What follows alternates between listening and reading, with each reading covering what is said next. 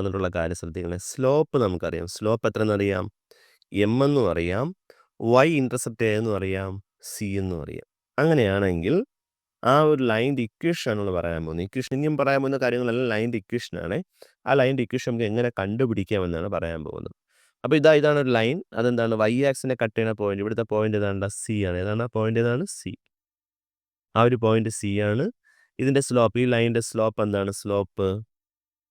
Slope M ആണ്. Slope എന്താണ്ട? M ആണ്. അങ്ങനെയാണെങ്കിൽ അതിൻ്റെ ഇക്വേഷൻ എന്തായിരിക്കും? ഇനി ഒരു കാര്യം പ്രത്യേകം ശ്രദ്ധിക്കുക. ഇതിന് മറ്റൊരു പേരൂടെ ഉണ്ട്. നമ്മൾ ഇങ്ങനെ പറയും, സ്ലോപ്പ് ഇന്റർസെപ്റ്റ് ഫോം. എന്ത് പറയും? Slope intercept form. Slope intercept form എന്ന് പറയും. സ്ലോപ്പ് ഇന്റർസെപ്റ്റ് ഫോം എന്ന് പറയും. അതിൻ്റെ ഇക്വേഷൻ ഇത്രയേ ഉള്ളൂ. വളരെയധികം ഈസിയാണ്. നിങ്ങൾ പഠിച്ചു വയ്ക്കുക. അതിൻ്റെ ഇക്വേഷൻ ഇതാണ്. y equal to M X plus C എന്നാണ്. y ഈക്വൽ ടു എന്താണ്? M X plus C. ഇതിൽ എം എന്താണ്? എം എന്ന് പറഞ്ഞാൽ സ്ലോപ്പ്. എം എന്ന് പറഞ്ഞാൽ എന്താണ്ട? സ്ലോപ്പ്. സി എന്ന് പറയുന്നത് എന്താണ്? സി. Y intercept. എന്താണ്ട? Y intercept. സി എന്ന് പറഞ്ഞാൽ വൈ ഇന്റർസെപ്റ്റ്. ഇവിടെ വൈക്കും എക്സിനും നമ്മളങ്ങനെ വാല്യൂ കൊടുക്കൂല ഇക്വേഷനിൽ. വൈയും എക്സും അങ്ങനെ തന്നെ ഉണ്ടാവും. ഓക്കെ.